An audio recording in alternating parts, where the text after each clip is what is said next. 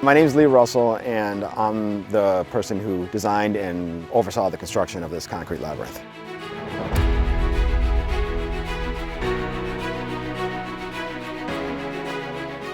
A lot of people think of it maybe as like a maze. I think of a labyrinth more as like a 3D maze in its essence. Mostly labyrinths are like real life mazes. You can't always see the path, in or out of it. It's a winding path, but you follow a path to the center of it. And you also have to follow that path to leave the labyrinth as well. The saying, what I've heard is that it's supposed to help maybe calm you or help you think about life and maybe meditate when you get to the center of it, relax, So I tend to lean towards what more challenging styles, because if you're going to go all this work and you're going to build a labyrinth, I want it to stand out and be something that people look at and say, wow, I really like that. It starts out as just any type of concrete you're familiar with, uncolored, let's say a broom finished concrete slab, everybody knows. So the truck arrives, the concrete is already integrally colored. So the tannish colors and things that you see, that is what you would consider the base color.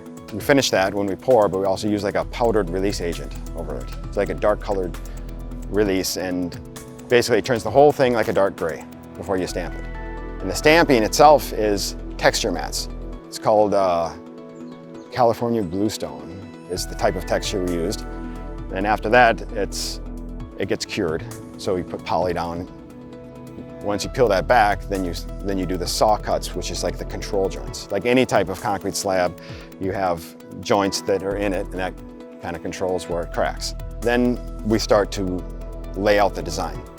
I had a design on paper that I wanted to use. I have to scale that up to this size, calculate all the measurements that are required, and then we have to start drawing lines.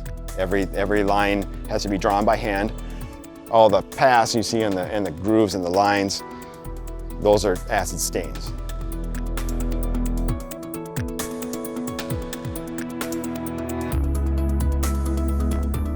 Once that's completely dried and clean, that's when you start putting coats of sealer down. And then you finally come back 2 weeks later and you do something called final seal. But what it does is provide the concrete with a protective layer that protects it from the weather, really. That's when there's no turning back at that point, because now you're cutting lines into it. So it's, that's when it really starts to take shape.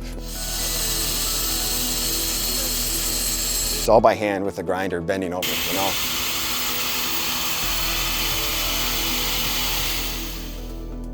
Or saw cuts, some of them have been grouted. This is a chemical stain that's put on here to create that dark color.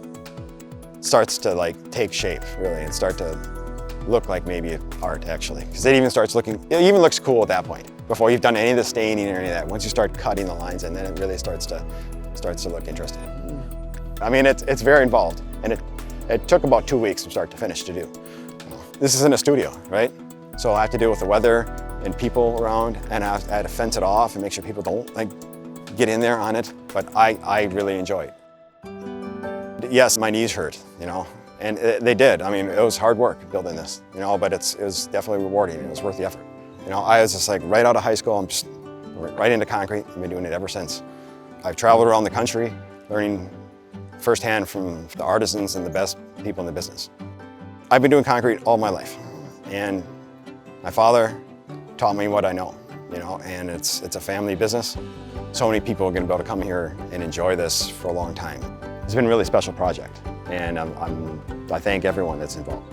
The involvement of the City of Edina, the Garden Council, Kilo Dale Foundation, everybody that helped bring this together.